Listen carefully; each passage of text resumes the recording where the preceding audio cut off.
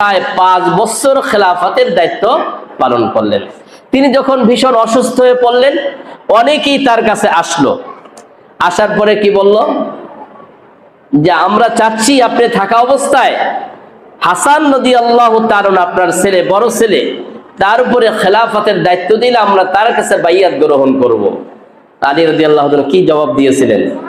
আলী রাদিয়াল্লাহু তাআলা বললেন যে না, এই ব্যাপারে তোমরা আমাকে কষ্ট দিবে না।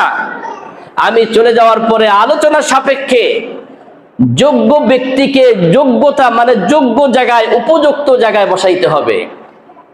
আচ্ছা বলেন দেখি, বাসের ড্রাইভারকে সরিয়ে দিয়ে যে ড্রাইভারের জায়গায় হেল্পারকে বসাই বলা হয় তুমি গাড়ি চালাও, তাহলে ড্রাইভার আর হেল্পার একাই কি বিপদগামী হবে, নাকি যারা পেছনদার আছে, পিছনে যারা যাত্রী আছে সবাই বিপদগামী হবে? সবাই হবে না? সবাই হবে। আল্লাহ রাসূল সাল্লাল্লাহু আলাইহি ওয়াসাল্লাম এটাই শিক্ষা ছিল, যোগ্য ব্যক্তিকে যোগ্য জায়গায়, উপযুক্ত জায়গায় বসানো। আল্লাহ রাসূল সাল্লাল্লাহু আলাইহি ওয়াসাল্লাম যে কিয়ামতের আলামত বলেছেন, এর মধ্যে একটা আলামত বলেছেন, কিয়ামতের পূর্বক্ষণে এমন একটি সময় আসবে যে যোগ্য জায়গায় অযোগ্য লোককে বসানো হবে, উপযুক্ত জায়গায় অনুপযুক্ত লোককে বসিয়ে দেওয়া হবে। কথায় বলে ছাগল দিয়ে কি হাল চাষ করানো যায় কিনা? ছাগল দিয়ে হাল চাষ করানো যায়? যায় না। যে ঘটনা ঘটেছিল কারবালার প্রান্তরে।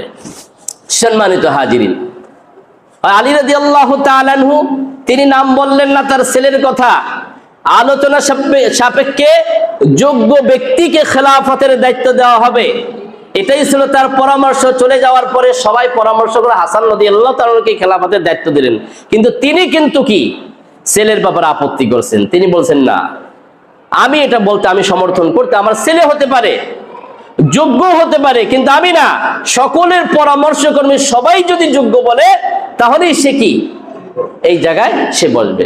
সম্মানিত হাজিরিন, হাসান রাদিয়াল্লাহু তাআলা খেলাফতের দায়িত্ব নিলেন, কিন্তু আল্লাহ রাসূলের একজন সাহাবী মুআবিয়া রাদিয়াল্লাহু তাআলা আনহু তাকে স্বীকার করে ওভাবে নিলেন না। তিনি সিরিয়ার তখন রাজধানী ছিল দামেস্ক শহরের, সেখানে যেয়ে তিনি কি করলেন, অর্থাৎ সেখানে দায়িত্বভার গ্রহণ করলেন।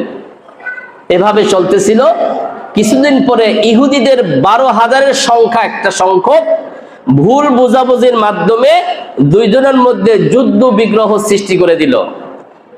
মুআবিয়া রাদিয়াল্লাহু তাআলা হাসান রাদিয়াল্লাহু তাআলার বিরুদ্ধে যুদ্ধ করবেন বলে ঘোষণা দিল। সে প্রস্তুতি নিয়ে যুদ্ধের জন্য বের হয়ে যাবে। হাসান